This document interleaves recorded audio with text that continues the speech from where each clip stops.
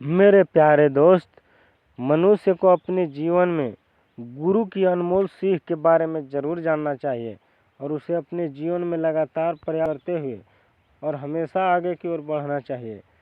जो सब बदल कर रख दिया वही समझिए कि गुरु का सर्वोत्तम मानने वाला है।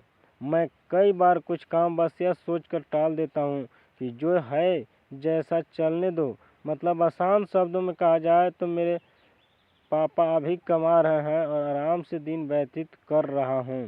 दिन भर में कभी पढ़ा तो पढ़ा, नहीं तो बस समय पार हो रहा है।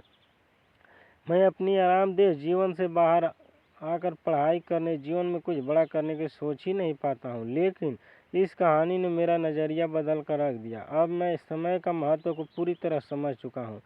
बहुत ही बेहतरीन कहानी, एक बार ज़रूर पढ़ें। इसे पढ़ने के बाद आपका जीवन बदल जाएगा। 2 मिनट समय निकाल कर ज़रूर पढ़ें। गुरु की अनमोल सीख। एक गुरु अपने शिष्य के साथ कहीं जा रहे थे। चलते चलते उन्हें प्यास लगी तो वे दोनों एक खेत के पास जाकर रुक गए। खेत की हालत देखकर लगता था कि खेत का मालिक खेत पर जरा भी ध्यान नहीं देता है। उन्होंने देखा खेत में एक घर भी है। दोनों जाकर दरवाज़ा खटखटाते हैं। घर में से एक आदमी, उसकी पत्नी और 2 बच्चे बाहर आते हैं। सभी ने फटे पुराने कपड़े पहने हुए थे। गुरु कहते हैं, क्या हमें पानी मिल सकता है? काफ़ी प्यास लगी हुई है। वो व्यक्ति उन्हें पानी लाकर देता है। फिर गुरु कहते हैं, आपका खेत इतना अच्छा है लेकिन इसमें कोई भी फसल क्यों नहीं बोई गई है? व्यक्ति कहता है, हमारे पास एक भैंस है जो काफ़ी दूध देती है, जिसे बेचकर और पीकर हमारा गुजारा हो जाता है, इसलिए बेवजह खेती क्यों करूं? गुरु कहते हैं, क्या आज की रात यहाँ रुक सकते हैं? कल सुबह होते ही हम यहाँ से निकल जाएंगे। व्यक्ति कहता है, ठीक है, आप यहाँ रुक सकते हैं। आधी रात होते ही गुरु अपने शिष्य से कहते हैं, उठो, हमें अभी यहाँ से निकलना है, लेकिन जाने से पहले हम इस व्यक्ति की भैंस को पहाड़ से गिराकर मार देंगे। यह सुनकर शिष्य को काफ़ी बुरा लगा, लेकिन वो अपने गुरु की बात टाल नहीं पाया। वे दोनों रातों रात भैंस को मार कर वहाँ से भाग जाते हैं। 10 वर्ष बाद जब शिष्य अपनी शिक्षा पूरी कर लेता है, तब वो सोचता है क्यों न अपनी गलती को सुधारा जाए, उस आदमी के पास वापस जाकर उसकी मदद की जाए। शिष्य उसी गांव, उसी जगह वापस जाता है और देखता है वहाँ के सारे खेतों में दूर दूर तक काफ़ी फल लगे हुए हैं और वहाँ एक बहुत बड़ा घर भी है। शिष्य को लगता है शायद वो आदमी सब कुछ बेच के यहाँ से जा चुका होगा।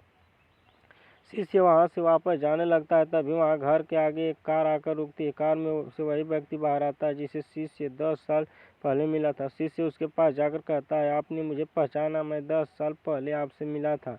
व्यक्ति कहता है, हाँ, उस दिन को मैं कैसे भूल सकता हूँ। शिष्य कहता है, आप तो बहुत गरीब थे, आखिर आप इतने अमीर कैसे बने? व्यक्ति कहता है, क्या बताऊँ, आपके जाने के बाद मेरी भैंस की मौत हो गई।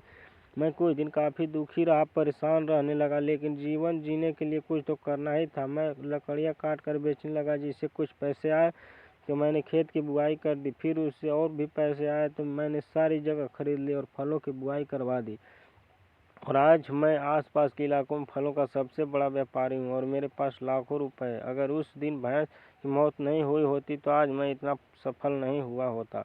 जीवन की सीख। दोस्तों, इस कहानी से यह साफ पता चलता है कि जीवन में हर परेशानी आपके लिए एक बड़ा मौका लेकर आती है। अगर अभी आपके जीवन में परेशानी आई है तो यकीन मानो एक बहुत बड़ी सफलता भी आपके सामने आएगी। इस बात का ध्यान हमेशा रखें और अपने जीवन में लगातार संघर्ष करते हुए और अपने जीवन को सुखमय और सफल बनाएं।